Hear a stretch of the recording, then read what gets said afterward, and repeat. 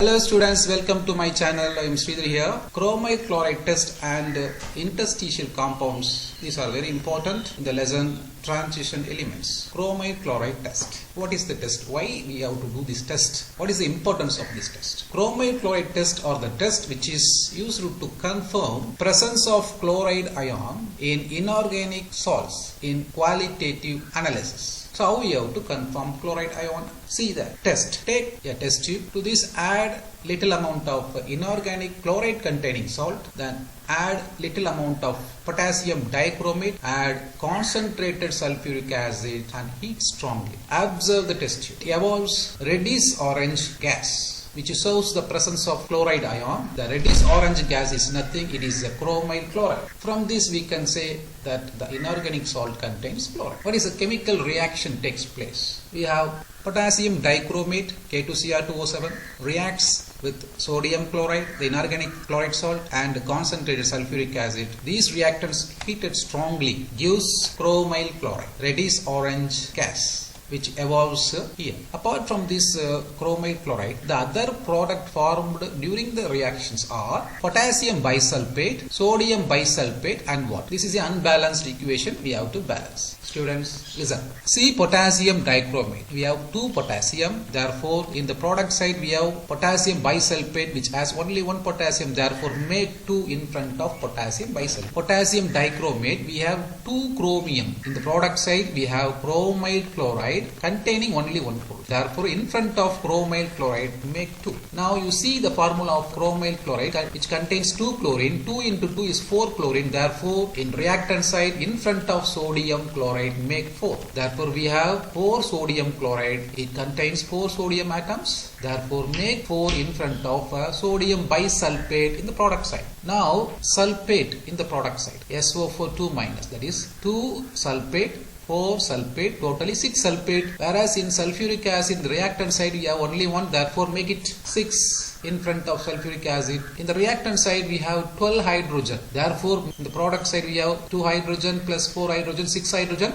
Therefore, make 3 in front of water. Now, if you see, this means this is a balanced equation. I hope everybody clearly understood what is chromyl chloride test, how we have to perform, how to write the balanced equation. Now, you see the definitions. Chromyl chloride test. When potassium dichromate is heated with any chloride salt in the presence of concentrated sulfuric acid, orange-red vapor of chromyl chloride is evolved. What is the use? Chromyl chloride test is used to confirm the presence of chloride ion in inorganic qualitative analysis. Very important. Note. What are the important notes as far as chromyl chloride test is concerned? Some chlorides of metals like mercury, tin, lead, antimony. These metal chlorides will not respond to the test. Why? Even though they are inorganic chlorides. The reason is because these chlorides are covalent in nature. So, these chlorides will not furnish or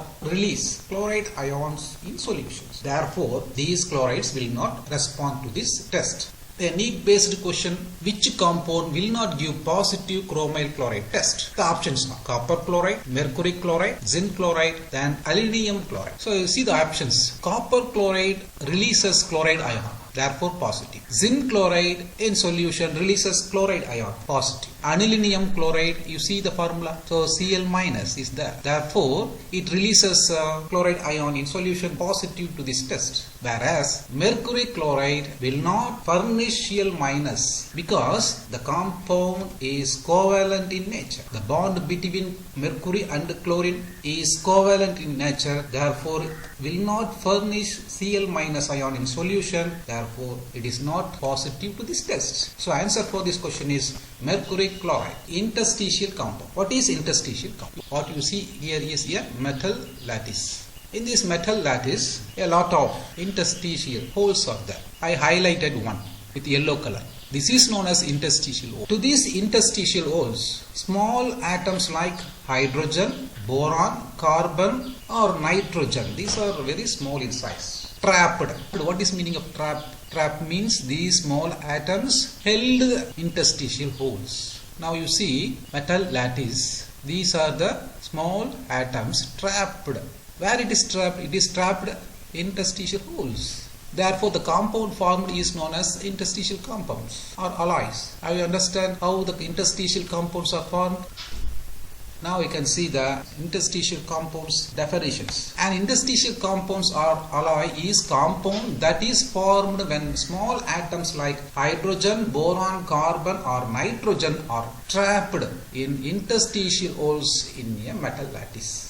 The interstitial compounds are non-stoichiometric in nature. This is a very important point. What are the examples of interstitial compound? Titanium carbide, TiC, zirconium hydride, ZrH1.92, manganese nitride, Mn4n.